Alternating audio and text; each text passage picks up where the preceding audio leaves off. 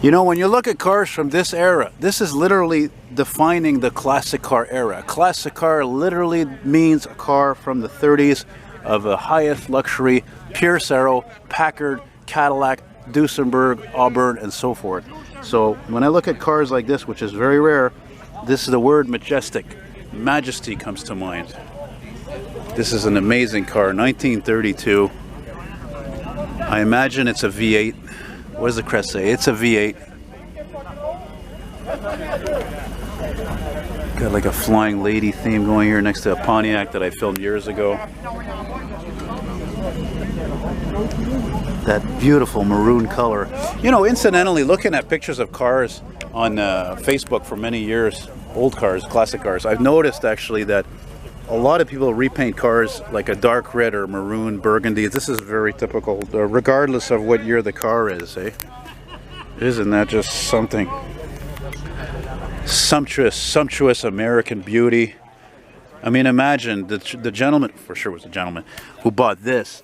You know, they were rolling in cash, man, during an otherwise depressed time in the world, in the Depression. And people like jumping out of frickin' buildings and because they lost their jobs, and stock market crashed 2 or 3 years earlier.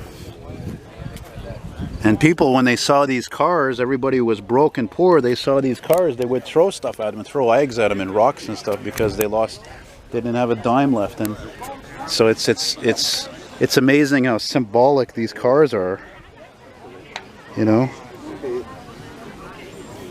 Really an amazing car. I mean, look, even here the trunk, or as we say in French, le coffre, is just perfectly restored. It's really it's look, you even have your drapes here in the window. It's the kind of car that Al Capone would have drove. You know, look at the chrome here, beautiful on the headlight bezels.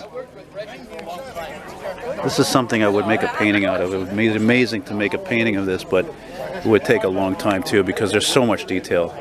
So much detail.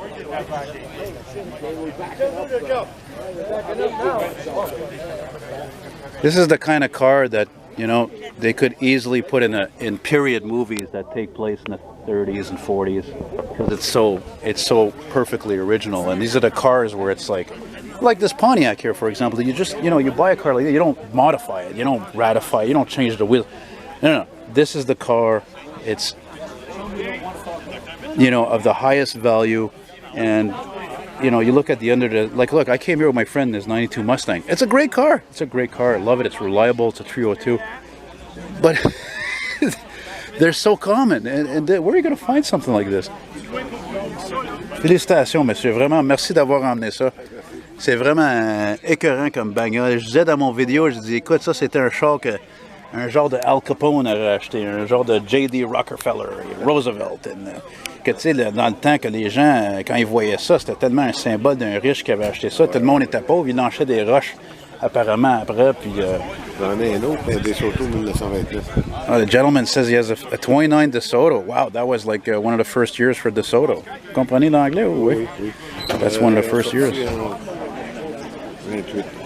28, hein? Jusqu'en 61. Vous venez de quel coin? Valleyfield. Oh, Valleyfield. Ah. Ben, merci d'avoir emmené ça, c'est incroyable. C'est quoi la série de le modèle? C'est un V8 655. Puis ça veut dire 655 was only the 4-door, right? Je ne sais pas si c'est le moteur. Ben, ça, je pourrais faire une recherche.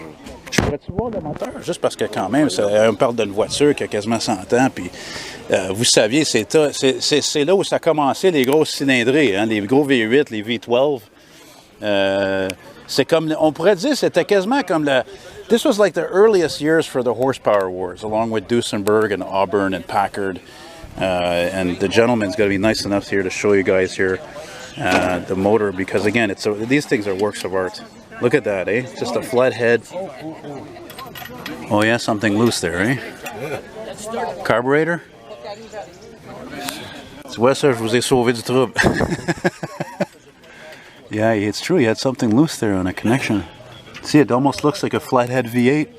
I always found it funny how Ford, they came out with a flathead V8 as an affordable V8, but Chevrolet and GM didn't come out with theirs until 55.